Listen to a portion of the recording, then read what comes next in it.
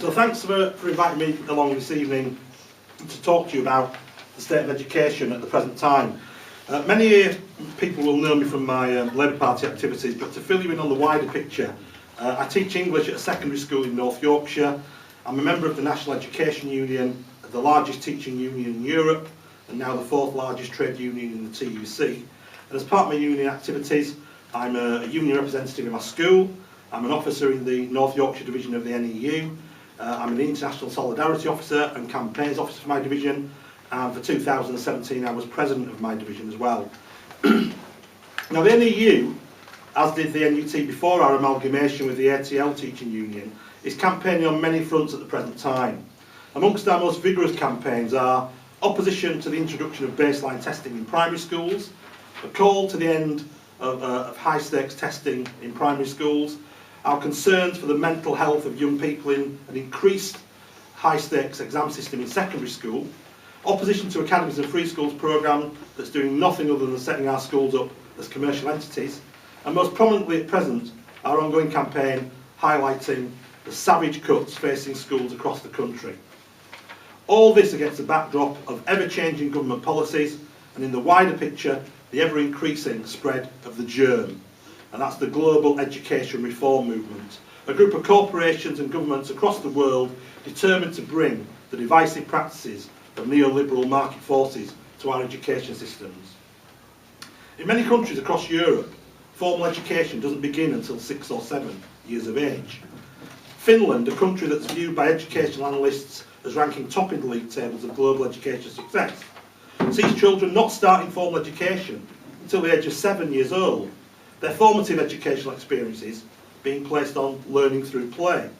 Furthermore, there are no formal exams until the age of 16 in Finland, with no academic measurement at all in the first 6 years of schooling.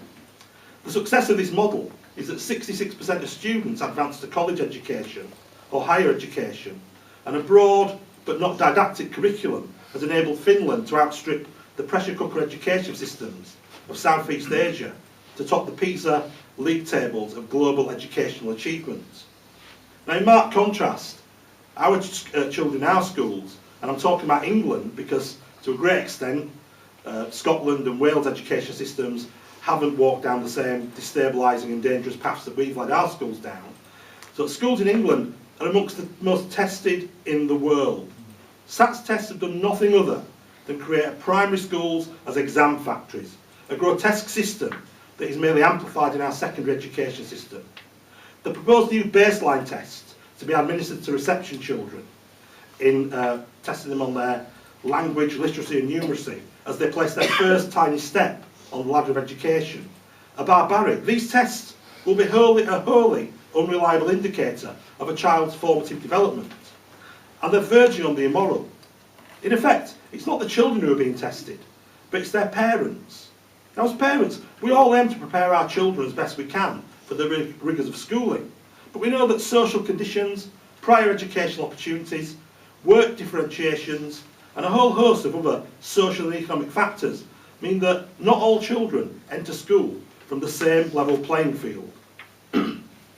We in the teaching profession know that those from the most disadvantaged backgrounds will be the children who are least prepared for school and least prepared for these baseline tests.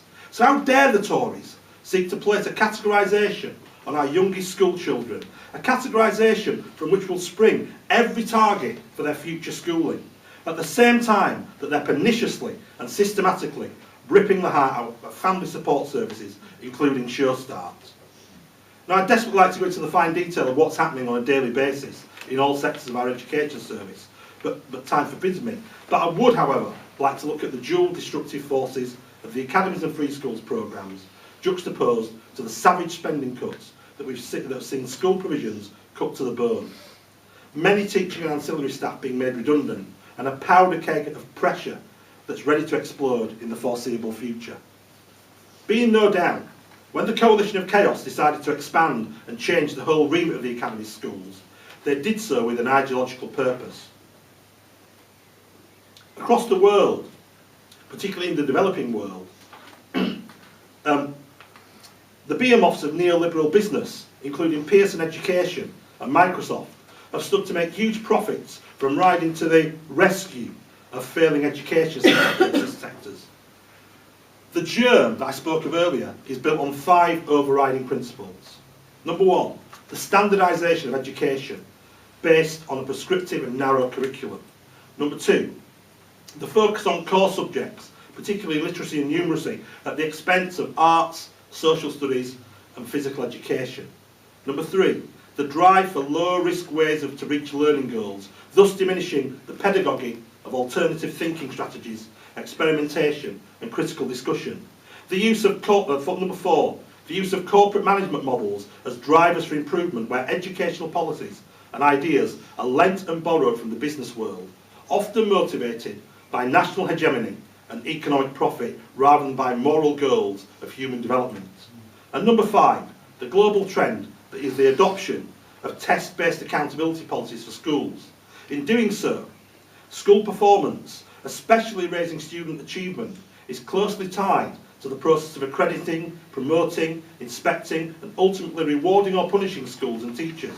Success or failure of schools and teachers is often determined by standardised tests and external teacher evaluations that devote attention to limited aspects of schooling, such as student achievement in mathematical and reading literacy, exit examination results or intended teacher classroom behaviour.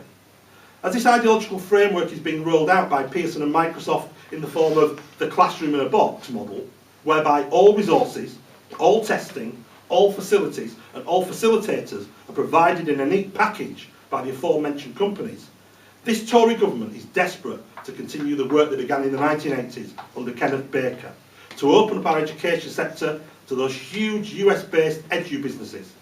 For every state-funded school that runs into financial deficit, it's another step on that road to full privatisation and the balance sheet replacing the teacher markbook as the primary driving factor in our schools. As it stands, the Academies and the Free Schools programme is a broken model. As the government's flagship education policy sails towards the rocky coast of disaster, it's time to really consider who's going to sink with the wreckage and who's going to be sitting safe in the lifeboats as the hull is finally submerged into the murky waters of a neoliberal education sector. Will the captains stand at the bridge and, taking full responsibility, go down fighting to save our schools? Or will those who once claimed to be the champions of education, but who now have more in common with the captains of industry, shed crocodile tears as their lifeboat sails away from the wreckage they helped to create? One thing is certain, the CEOs of academy trusts and MATs are not going to be like the pirates of bygone days, scouring the map to see where X marks the spots, then getting out their shovels to dig for treasure. These privateers have had money freely given to them by a government more concerned with lining the pockets of a few rather than lining the hungry stomachs of some of our most disenfranchised children. These self-proclaimed educational gurus are doing fantastically well in one respect.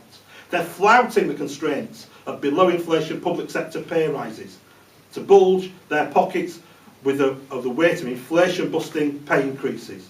And such is this magic, it appears that for every penny that's stripped from an already beleaguered school budgets, £1 seems to miraculously drop into the pay packet of a MAT CEO. The wonderful Schools Week website, which I recommend you have a look at, recently published the earnings of some of these magical pirates. And here are some of the staggering figures. Dan Moynihan, CEO of the Harris Foundation, earns a staggering £440,000 a year. Toby Salt of the Ormiston Academies Trust earns a whopping £200,000 a year. Diana Owen of the Lead Mat Trust earns an incredible £185,000 a year. These piratical pilferers of the public sector should hang their heads in shame as dedicated, hard-working teachers are increasingly putting their hands in their own pockets to provide much-needed resources and even sometimes food for increasing numbers of children across the country. Yes, teachers who themselves have suffered a real terms pay cut of around 15% in the last 8 years have the added insult of seeing CEOs of MATs receiving double-figure percentage increases to their already astronomical wages. And let's remember that these fortunes that go to pay these huge wages come from the same pot of public money that should be going to fund our schools properly, so that no teacher has to pay for their student resources. that no teacher has to struggle to make ends meet because of below inflation pay increases, and ultimately that no teacher should face the threat of redundancy. It's time to wrestle that money back from the fat cat's pockets and put it back into our classroom where it does most good. Now, I'm proud that my union, formerly the NUT, now the NEU, has taken the lead in exposing the scandal of school cuts. If you look at the magnificent School Cuts website, put together by my amazing union colleague Andrew Guiseley, you can see at an instant that even under the revised funding formula that the government are proposing, 91% of schools across the country are facing real terms cuts to their funding.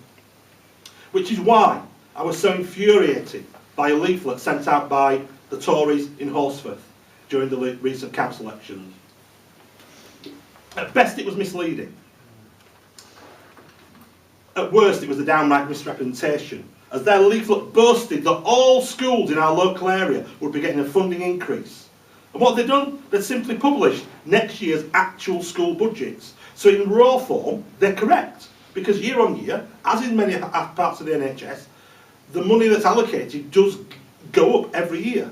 But the Tories' gross distortion took no account of structural adjustments that mean almost every school in our area and across Leeds and across the country is facing increasingly severe funding cuts. So I took to social media to point out the Tory manipulative ploy, and I was warned by Neil Hunt, the Tory agent in Horsforth, that he would report me to the Spock officer in Leeds. Now, nobody's actually managed to tell me yet who the Spock officer is. No one knows what a Spock officer does. Now, I've never been a massive fan of Star Trek, but I do hope to live long and prosper, so maybe something to do with that. But when I pointed out to Neil Hunt that the figures published on the School Cuts website that I quoted came from his own dear Conservative government, and so to make the complaint, he would be making a complaint against the data provided by his own National Party, suddenly his threatening Facebook post mysteriously disappeared. So we had a minor victory there. Now, whilst it's unlikely that the teaching unions at present time are ready to make the step towards affiliation with the Labour Party, and we have tried at conference, believe me, we can at least continue to work together as comrades, fighting for the same principles, fighting for an education system fit for the 21st century, fighting for an equality of opportunity for all. In the past 8 years, for all the damage done by this unprincipled government, we've seen off Gove, we've seen off Nicky Morgan, we've seen off Justine Greening, we've seen off the government's 2016 white paper, which would have paved the way for all schools to become academies by 2020. We fought off 3 previous attempts to expand the grammar schools network, and we'll see off this latest one as well. So, the NUT, and we all know the reason why they want these grammar schools. They want to go back to the 2-tier system that, with the great respect to some people in this room, you probably encountered. I was comprehensive all the way through. No offence to anyone there.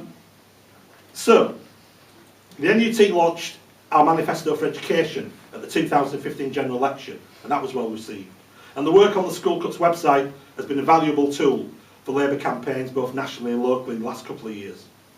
The next step, and I can assure you it's happening, is that for the Labour Party and for the teaching unions to work together to put flesh on the bones of the National Education Service. Like the NHS, the NES will provide a service supporting education from the cradle to the grave. Just as we, the Labour Party, delivered an NHS free at the point of delivery, determined to make healthcare for all beneficial and all-encompassing, so we seek to achieve the same with the National Education Service. So in this spirit, I ask you to go away from this meeting and take the following messages into your communities and spread them far and wide. We demand an end to high-stakes tests, particularly the introduction of the socially divisive baseline testing. We demand a broader, more balanced curriculum, a creative curriculum fit for the 21st century and beyond. We demand an end to academies and free schools, and for all schools to be returned to genuinely democratic local authority control. We demand a genuine increase to the funding for all of our schools across the country. And I'll leave you with these words. As Kevin Courtney, the Joint General Secretary of the NEU, said last year, we know the cost of a fully funded education system. We do not know the price we will pay if we do not properly fund our schools.